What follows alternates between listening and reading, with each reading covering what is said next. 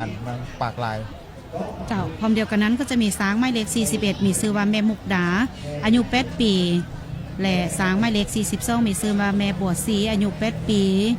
ช้างไม้เล็ก43มีชื่อว่าดอกคำพุดอายุ6ปีช้างไม้เล็ก4มีชื่อว่าพายคำเพ็งอายุ34ปีและช้างไม้เล็ก15มีชื่อว่าแม่บุญเต็มอายุ12ปีและพร้อมกับช้างไม้เล็ก37มีชื่อว่าแม่คำมอนอายุ35ปีที่จะมาร่วมในการจัดการแข่งขันเนาะก็คือการกิจกรรมอยู่ในลำดับที่14เป็นการช้างที่จะได้มีการเตะจุดโทษใส่จำนวนช้างก็ถือว่า8ตัวในรายการนี้บรรณาทานเบิ่งว่ารายการนี้จะสร้างความประทับใจหน่อยหลายบันไดท่านผู้ชมก็ติดตามชมไปพร้อมๆกันก็คือ8ตัวนี้จะสามารถยิงจุดโทษเข้าทุกตัวบ่ท่านผู้ชมซึ่งมีช้างอยู่นำกัน8ตัวเนาะจะเป็นตัวใดที่จะสามารถยิงจุดโทษหรือว่าเตะบานเข้าประตูใดเนาะจะเป็นช้างแม่มวนหรือว่าจะเป็นแม่บุญสวนแม่มุกดาแม่บัวศรีดอกคำพุดหรือว่าพายคำเพ็งแม่บุญเต็มแม่คำมอนมาเบิ่งกันว่าจะเป็นช้างน้อยหรือว่าช้างรุ่นอาวุโสที่จะสามารถยิงจุดโทษได้ยิงไปแล้วลูกหนึ่งเมื่อกี้นี้เข้าท่านผู้ชม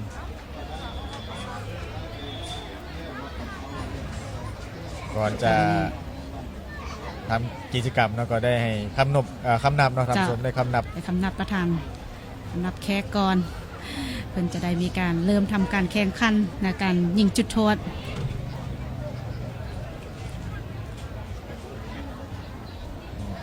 จะมีผู้รักษาประตูกันพร้อมเบิ่งแล้วนี่เพิ่นอาจจะแบ่งเป็นทีมเนาะ8ตัวทีมละ4เนาะก็จะมีการทำการแข่งขันแล้วก็เป็นเกมเลย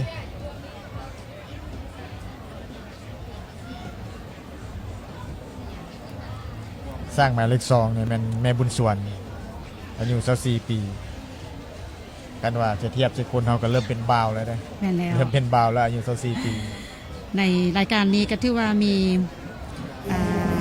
รุ่นนมรุ่นกลางแล้วก็รุ่นอาวุโสบางคนมันจะรุ่นใดที่จะเข้าประตูหรือว่ายิงจุดโทษเข้าประตูกันใดจะได้ตอนนี้จะเป็นสร้างไม้เล็กใดที่จะสุดยิงจุดโทษกันก่อนเพราะว่าอยู่ในการแข่งขันก็คืออยู่ในรายการนี้แกมีสร้างกันจำนวน8ตัวรายการนี้ก็ถือว่าจะชื่นใจพิธีกรสายก็คือไอ้หมุดพวกเขาเนาะเพราะว่าคนได้มีการพารายการกีฬาเรื่องกีฬานี่ก็ถือว่ายกให้เพิ่นเลยรายการนี้ก็ถือว่าจะเป็นการเตะจุดโทษกระยิงจุดโทษของสร้างจำนวน8ตัวมันก็ได้มีการแดงชิมกัน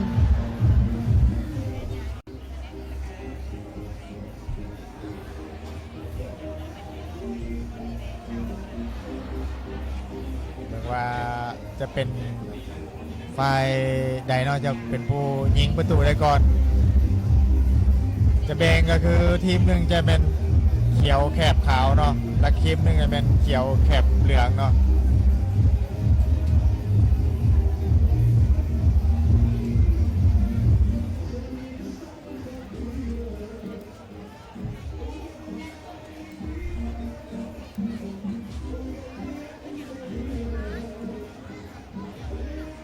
ตอนนี้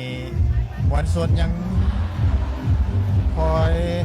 ติดขอบสนามเนาะแปลว่ามาชมกับการแสดงในพิธีเปิดงานมากรรมบุญสร้างประจำปี2026อยู่ที่แขวงชัยบุรีท่านผู้ชมที่รับชมในพิธีเปิดในมื้อนี้เนาะก็สามารถมารับชมติดกับกิจกรรมนี้ได้เนาะอยู่ที่เมืองชัยบุรีแขวงชัยบุรีครับหลายๆกิจกรรมเพราะว่าจะเป็นขี่สร้างป้อนอ้อยสร้างขี่สร้างชมเมืองอาบน้ำให้สร้างก็มีเจ้าแม่แล้วก็ถือว่านอกจากบริการขี่ช้างเที่ยวชมตัวเมืองแล้วก็ถือว่ามี อีกหลายกิจกรรมบ่ว่าจะเป็นการวางสินค้าตลาดนัดโอดอปคือจังสีนครบันดาเมืองคือจังสีก็ถือว่าได้มีการมาวางจำหน่ายให้กับบรรณาทานได้จับจองเป็นเจ้าของกันใดและนอกจากงานตลาดนัดแล้วอยู่ในค่ำคืนก็จะมีการแสดงศิลปะวรรณคดีของน้องนักเรียนที่มีให้กับบรรณาทานได้เบิ่งได้ชมนอกจากบริการขี่ช้างก็มีหลายกิจกรรมที่ปินออมก็อย่าลืมอย่าพลาดเนาะถ้าว่าท่านใดมีความสนใจก็สามารถมาเบิ่งมาชมวิธีการดำรงชีวิตของชาวสยามบุรีพวกเขากันได้มาบ่ฮอดคือจังสีบางท่านนี่ก็ยังบ่ทันได้มาสัมผัสกับบรรยากาศตัวจริงคือจังสีก็เชิญชวนให้บรรณาทานมาสัมผัสเบิ่งว่าชาวสยามบุรีพวกเขาถือว่าใจดีกันทุกคนแน่นอนนะ ก็คือตัวข้าพเจ้าเองนี่ก็ถือว่าข้างน้ำบินเนาะที่ได้มาร่วมในมาร่วมแล้วก็มาเห็นสัมผัสกับบุญสร้างเนาะก็ถือว่ามาเห็นแล้วก็ประทับใจเนาะสร้างก็คือเพิ่นว่าเราเป็นสัตว์กำหู้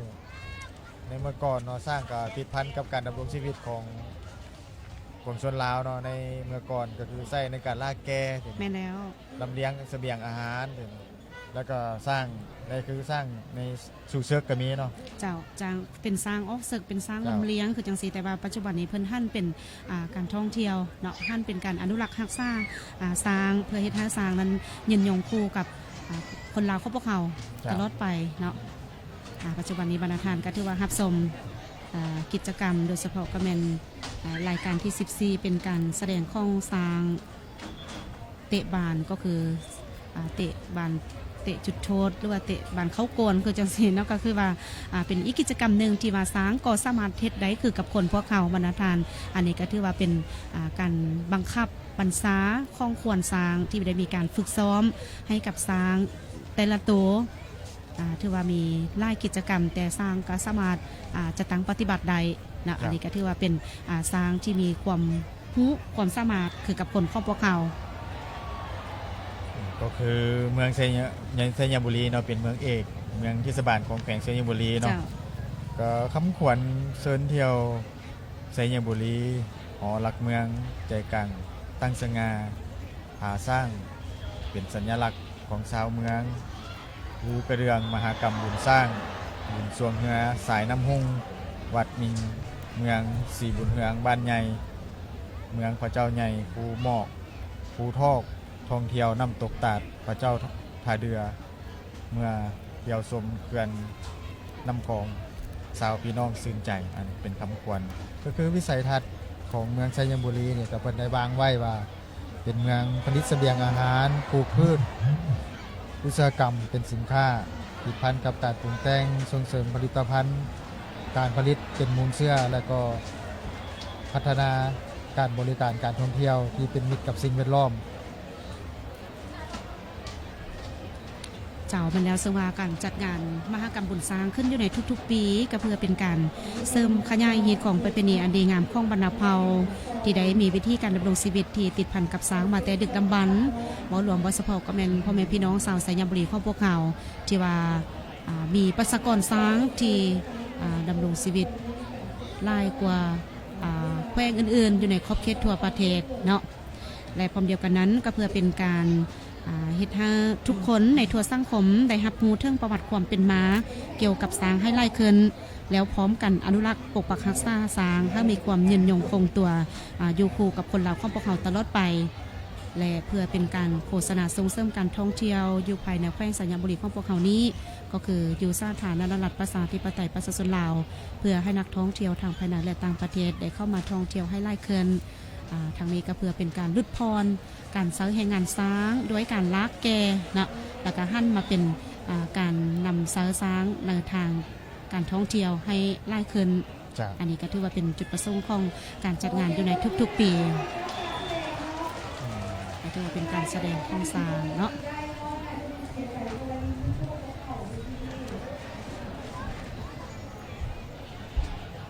ถือว่าปัจจุบันนี้บรรณาทานกำลังติดตามรับชมการแสดงช้างเตะบานซึ่งแสดงโดยช้างจำนวน8ตัวที่แสดงให้กับบรรณาทานได้ติดตามรับชมและอันดับต่อไปก็ถือว่าจะเป็นการแสดงช้างเก็บขี้เนื้อเพื่อรักษาสิ่งแวดล้อม ก็คือดังที่พวกเขาหูนำกันแล้วว่าปัญหาสิ่งแวดล้อมก็คือสิ่งเซตเรือนี้ก็เป็นปัญหาที่ฮิบด่วนที่พรรคและรัฐบาลพวกเขาโดยเฉพาะก็เป็นสาวแป้งสัญญาบุรีพวกเขานี้จะได้อุทิศทรัพยากรและก็งบประมาณอย่างล่วงลายเพื่อแก้ไขนอกจากจะเป็นสิ่งที่น่ารำคาญแล้วสิ่งเซตเรืออย่างสร้างสภาพแวดล้อมที่บ่งามและเปื้อนเปื้อนกลายเป็นบอนเพาะพันธุ์ของพญาติและการมลพิษอื่นๆจังสันการสูญเสียมลพิษหรือว่าการสูดดมเอามลพิษเหล่านี้เป็นการสร้างผลกระทบต่อสุขภาพของพวกเขานั่นเองดังนั้นแล้วพวกเขาก็จะต้องได้มีการฝึกซ้อมบ่ว่าจะเป็นคนหรือสัตว์ก็จะต้องได้พร้อมกันรักษาสิ่งแวดล้อมนำกันโดยเฉพาะก็แม่นบ่เรื่องปัญหาขี้เหงื่อบรรณาทานเฮ็ดแนวใดเพื่อให้เมืองสัญญาบุรีก็คือแป้งสัญญาบุรีพวกเขาปลอดจากสิ่งเปื้อนเบือนแล้วก็เฮ็ดให้แป้งเป็นแป้งที่น่าอยู่เวลามีแขกทางภายในและต่างประเทศมาก็จะมีความประทับใจมาในเทื่อนี้แล้วเทื่อหน้าก็ยังกลับคืนมาอีกจังสันเพื่อเป็นการสร้างตัวเมืองสัญญาบุรีพวกเขาให้กลายเป็นตัวเมืองปลอดขี้เหงื่อก็จะต้องได้พร้อมกัน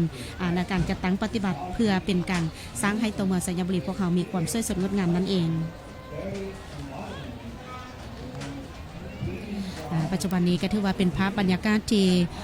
รายการสร้างของพวกเขาได้มีการเก็บขี้เหงื่อเพื่อรักษาสิ่งแวดล้อม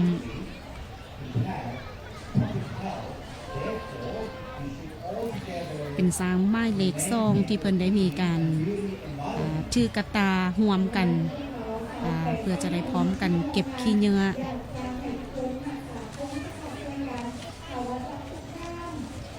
สร้างหมายเลข2นี่ก็เป็นชื่อว่าแม่บุญสวนเนาะอายุ27ปีในการแสดงสร้างเก็บขี้เหงื่อเพื่อว่ารักษาสิ่งแวดล้อม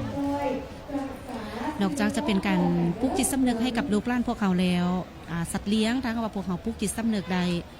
ก็จะปฏิบัติได้คือดังกับคนเฮานี่เนาะในการเก็บเงินขี้เหงื่อหรือว่าการรักษาสิ่งแวดล้อม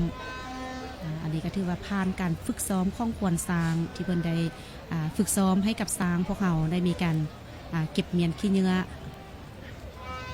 ก็ถือว่าจัดเป็นอีกหนึ่งกิจกรรมที่มาแสดงเพื่อเป็นการปลุกจิตสำนึกให้กับพ่อแม่พี่น้องชาวสัญญาบุรีก็คือแค่ทางภายในและก็ต่างประเทศบ่รวมก็คือพ่อแม่พี่น้องในครอบครัวทั่วประเทศพวกเขาเนาะบ่เรื่องปัญหาขี้เหงื่อนี่ก็เป็นสิ่งหนึ่งที่พวกเขาจะต้องได้พร้อมกันเอาใจใส่นำกัน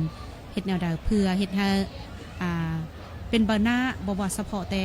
เมืองสัญญาบุรีก็คือแขวงสัญญาบุรีพวกเขาในครอบครัวทั่วประเทศจะสังเกตเห็นได้ว่ามีนักท่องเที่ยวเนาะเขามาเที่ยวสมจังสันทางว่าพวกเขาปฏิบัติใดเวลาเขาเจ้ากลับไปประเทศหรือว่ากลับไปบ้านไปเมืองเขาเจ้าอาจจะไปเว้าได้ว่าโอ้สัญญาบุรีบ่หรือว่าอยู่ในประเทศลาวเขาเจ้ารักษาใด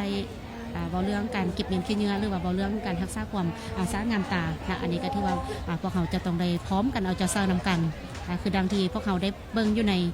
จอโทรภาพอยู่ในปัจจุบันนี้ก็คือสร้างการสามารถเก็บขี้เหงื่อได้คือกับคนเฮา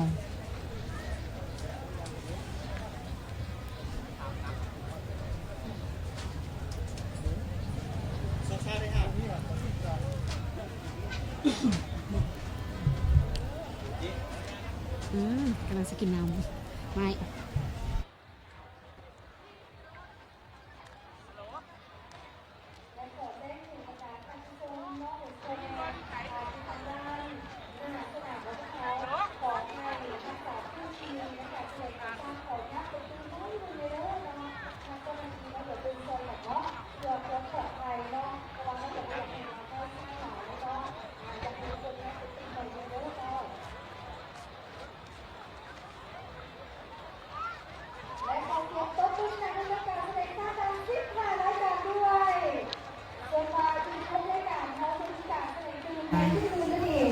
ผลไปในการแสดงกิจกรรมแสดงสร้างคำฮู้15รายการ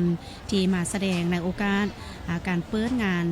มหกรรมบุญสร้างที่แขวงสัญญาบุรีในปี2026ยังเป็นทางการก็ถือว่ามีหลายๆกิจกรรมหรือว่าหลายขบวนการที่ว่าได้มีการฝึกซ้อมและได้นำมาแสดงให้กับบรรดาทานได้ติดตามรับชมผ่านทางโทรภาพแห่งชาติลาวพวกเขาบ่ว่าจะเป็นพิธีทางการในการกล่าวจุดประสงค์ก็คือการรายงานการ กะเกียมในการจัดงานมหกรรมบุญสร้างพร้อมเดียวกันนั้นการนำขั้นซุ้มกลางพวกเขาก็ได้พร้อมกันลันของเกาบาทและตัดแพรพาเพื่อเป็นสัญลักษณ์ในการเปิดงานอย่างเป็นทางการสำเร็จเสร็จสิ้นกันไปและพร้อมทางขบวนการต่างๆเนาะโดยเฉพาะการแมนการแห่ก้อนกำลังข้องบรรดาเมืองก็ที่ว่าได้มีการแสดงให้กับบรรดาทานได้ติดตามรับชมผ่านพ้นไปและอยู่ในโอกาสต่อไปก็จะได้มีการบาซีสุขวัญในงานมหกรรมบุญสร้างในปี 2026 นี้บรรณาทาน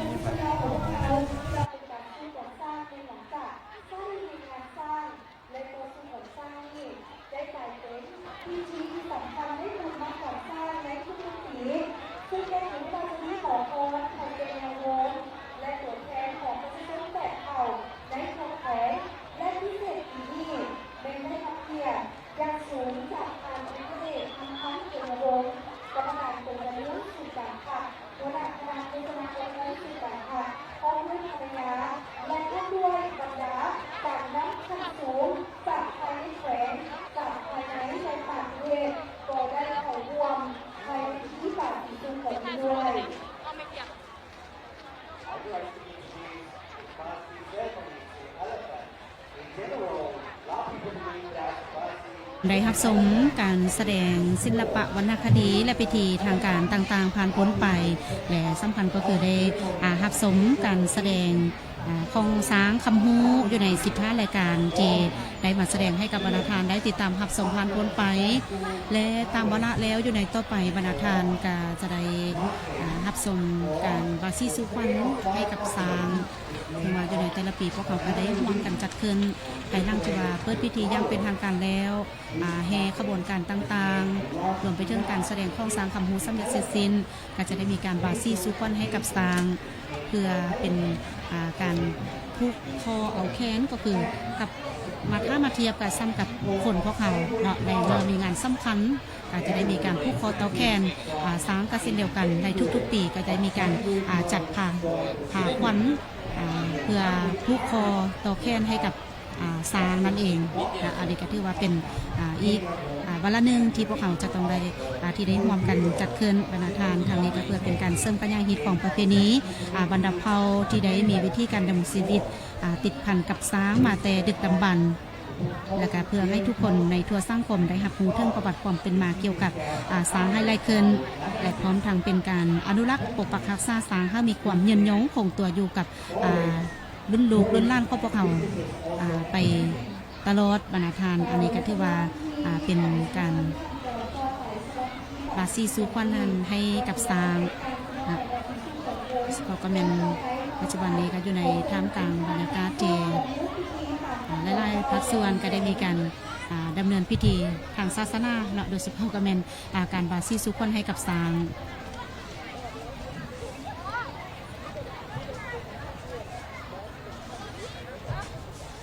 และอีกเท่านึงขอบใจมายังผู้ที่ให้การสนับสนุนทางทีมงานถ่ายทอดทางวิทยุทางโทรภาพแห่งสาเราของพวกเขาโดยเฉพาะก็เป็นบริษัทโทรคมนาคมมหาชนที่ว่าได้มีการสนับสนุนทางด้านอินเทอร์เน็ตให้กับโทรภาพแห่งสาได้มีการถ่ายทอดบรรยากาศในงานมหกรรมบุญสร้างในปี 2026 นี้และก็ขอบใจกรมสื่อสารป้องกันความสงบขอบใจรัฐวิสาหกิจลาวเดินอากาศและขอบใจกลุ่มบริษัท DSK จำกัดที่ได้ให้การสนับสนุนและพร้อมเดียวกันนั้นขอบใจสุดพิธีกรงามๆจากฮานธิดาโฟโตที่ได้ให้การสนับสนุนสุดพิธีกรในการถ่ายทอดในงานมหกรรมบุญสร้างในปี 2026 นี้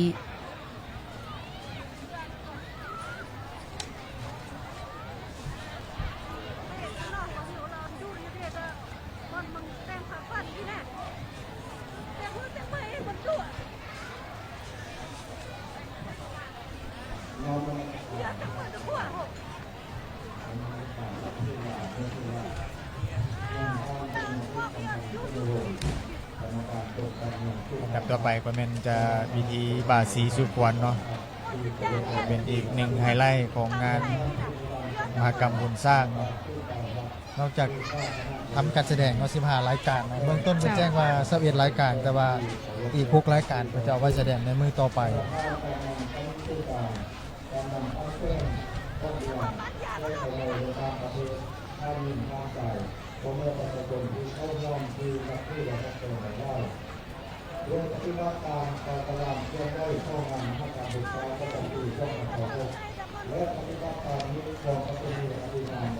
ก็คือดังที่พวกเราได้บรรยายอยู่ในแต่เช้าๆจนมาฮอดปัจจุบันนี้เนาะคณะทานก็ถือว่ามีหลายกิจกรรมแล้วก็มีหลายขบวนที่ว่าได้มาแสดงให้กับคณะทานได้ติดตามรับชมบ่ว่าจะเป็นผ่านทางโทรทัศน์เพลงสารเหล่าพวกเขาแล้วก็มวลชนที่ว่ามานั่งสมนั่งเสียอยู่ทางซ่องฟ้าอัศจรรย์เดินสนามหลวงของแขวงสัญญบุรีพวกเขาสำหรับแขวงสัญญบุรีพวกเขาก็คือดังที่พวกเขาได้นำเสนอให้กับคณะทานได้รับรู้ไปว่ามี11เมืองอยู่ภายในแขวงสัญญบุรีพวกเขาซึ่งอยู่ใน11เมืองนี้ก็ถือว่าประกอบมีพลเมือง4เส้นกว่าคน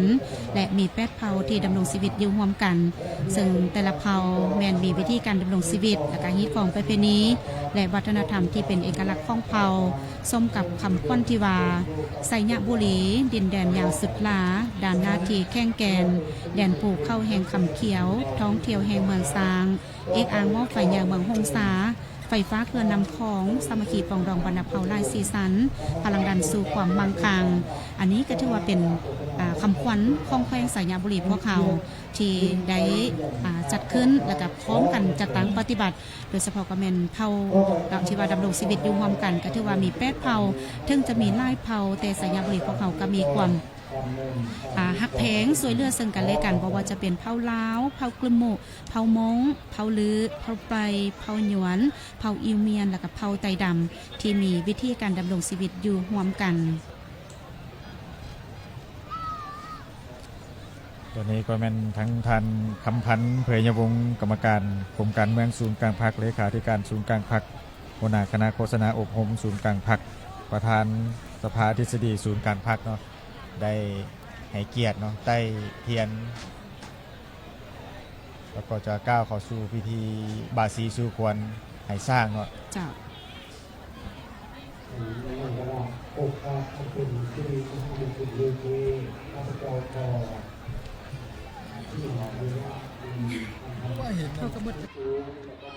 ประชาชนทุกท่านนะโมตัสสะภะคะวะโตอะระหะโตสัมมาสัมพุทธัสสะนะโมตัสสะภะคะวะโตอะระหะโตสัมมาสัมพุทธัสสะนะโมตัสสะภะคะวะโตอะระหะโตสัมมาสัมพุทธัสสะสักเขกะเมจารุเปกิริสิขารตเตจันตาลิเควิมเนทิเปละเทจะคเมปัทวิงเขเตภูมิมาจะยันตูเทวาสาลทาลวิสเมยคะคันธปนาคามติทันตาสันติเกยังมุนีวลวัจนังสาทโวเมสุนันตุสิสิทธิไสยมังคาลังดังนี้เป็นเขาคอยจักจาถึงเจ้าฟังหุ่มแรงลาธรณีถึงละดูเดือนปีเขาเขต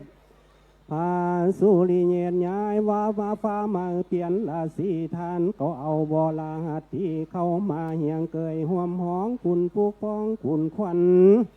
ว่า40หมอเท่า90หมอหลวงก็ว่าดีมือนี้วันนี้หมอหางวางสั่งให้ตัวจังให้มีทวนไฟจับชีดานมีมันกังและสามหาวสร้างตาข้าวเพิ่นว่ามันมักห้องกันขี่เข้าบ้านมันก็ตื่นเฮหนเห็นคนลายมันแห้งแอะแท้ทองสร้างทางลายฝุ่งนี้บกวนให้เท้าขี่ผ่านของเมืองบัดนี้ค่อยจักเสริญเอาควันสร้างเพื่อแก้วตัวถือมูได้ทางเมืองค่อยจักเสริญเอาควันสร้างเจืองตัวถือมูได้พอหอยว่ามาเยอะคนเหนื่อยมากินอ้อยยอดหวานมากินตาลยอดอ่อนนำควรเจ้าเยอะอย่าเข้านกกวนเจ้าก็คอดไว้เป็นกรรมมัดเป็นคำเรียนกันซอยร้อยมีทางกล้วยและอ้อยเรียนกันเป็นทันมักอันใดให้เจ้ากินอันนั้นเอาเสื่อนปอนยาสร้างเด้อ ผูกเสือกสันเจ้าอย่าได้ด่วนนี้ผูกเสือกหีเจ้าอย่าได้ด่วนขาดถ้าเจ้ามาเป็นสร้างแก้วอานเฮ้ยละวันเจ้ามาเป็นสร้างอัศจรรย์คือปางก่อนเจ้าอย่าได้หอนโยกลางไผ่อย่าได้ไปอะไรอยู่เทือนกวางให้เจ้ามาเสืบสร้างคำเจ้าคุณควรทางงัวควายมามิงพร้อมทุกสิ่งเงินคำมาอยู่นำทานผู้นำปวงภาษาวงศาคณาญาติให้เจ้ามาสะพาดอยู่สวัสดีหลายเดือนปีควบเข้าให้เจ้ามีลูกเต้าตัวหนึ่งติดตามมีลูกสองลูกสามมาเปลี่ยนหน้าได้ลูกสี่ลูกห้ามาแล้วอย่าได้ตายได้ลูกไล่เขาจะแทงเจ้าไว้มาเยอะคนเหนื่อยคนหลังมาอยู่หลังเทียมแยงคนแข้งมาอยู่แข้งลีลาคนข้ามาอยู่ข้าลีลายคนไทยมาอยู่ไทยแกว่งไกวห่างคนข้างมาอยู่ข้างกินหญ้าควันน้ามาอยู่นาเหงียงาควันตามาอยู่ตาลองคองควันท้องมาอยู่ท้องสมนมควันนมมาอยู่นมสีตายามเมื่อควันเจ้าขี้อย่าได้ฟัดควันเจ้าสับอย่าได้หายยามเมื่อหยัวละญาติย้ายให้ถือบาทาทาวามใส่ยาโสธีมหาลาโภมหาเสโทมหาปัญโยปัญจวิสติกัมมาการณะพหิตายาสาภาอุปัฏฐวาวินัสสันตุอายุวันโนสุขังภาลังสาธุสาธุสาธุเอาเชิญเอาสร้างยับเข้ามาวันนี้เชิญเอาไฟให้ทานกันนำพันพุกสร้างเด้ออัสยันโตโพธิยาโมเลสักกายานางนันทิวัตโนเอวังตวังวิสยโยโหหิสยัตสุสยามังกาเลจิตาปัลลังเกสิเสปทวีโปคาเลอภิเสเกสาภาพุทธานังอาคาปัตโตปโมทาติกตังสุมังคลังสุปาภาสังธโนโสปทักขินางกายมังวาจากรรมังปทักขินางปทักขินางมโนกรรมังปณิทิเตทักขินาปทักขินานิกาตวานันตาเตปาทักขิเนให้สุขทุกข์กินเย็นสุขกายสบายใจให้คำบานคุณเมืองเด้อ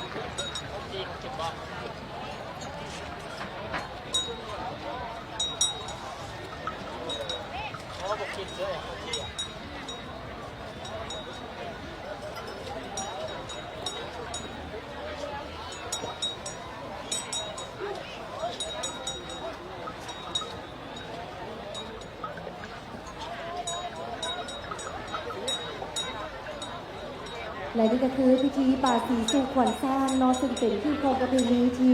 สืบสานและสืบทอดกันมาเคียงคู่กับสาวแขวงสยามบุรีตั้งแต่รุ่นว่าบรรพบุรุษเนาะซึ่งว่าในปัจจุบันนี้ก็ถือว่าอยู่ในบรรยากาศของการสู่ขวัญสร้างและก็จะมี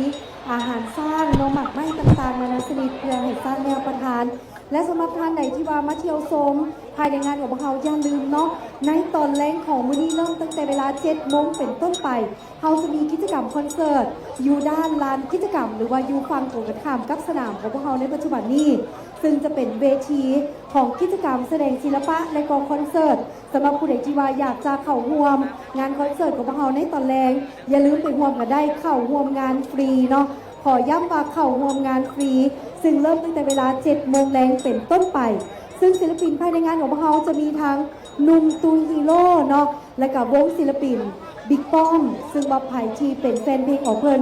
อย่าลืมไปร่วมงานกันได้ในตอนแรกของมื้อนี้และนอกจากนี้แล้วยังมีกิจกรรมตลาดนัดการขายสินค้าราคาถูกเนาะซึ่งผู้ใดที่อยากจะไปเลาะอยู่ในโซนของตลาดนัดก็สามารถไปได้ซึ่งงานของพวกเขาจะดำเนินไปจนทอดค่ำคืนของวันที่ 16 กุมภาพันธ์ 2026 นี้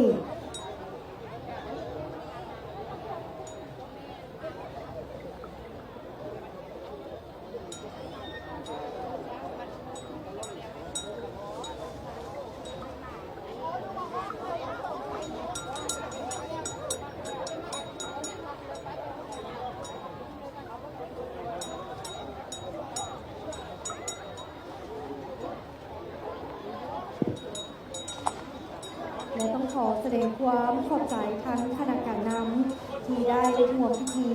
ในการบาสีสู่ขวัญสร้างสำหรับในงานครั้งนี้และที่สำคัญก็คือคณะการนำอดีตการนำเนาะของทางภาครัฐนอทีเพิ่นได้เดินทางมาร่วมส่วนบางท่านก็เดินทางมาจากนครหลวง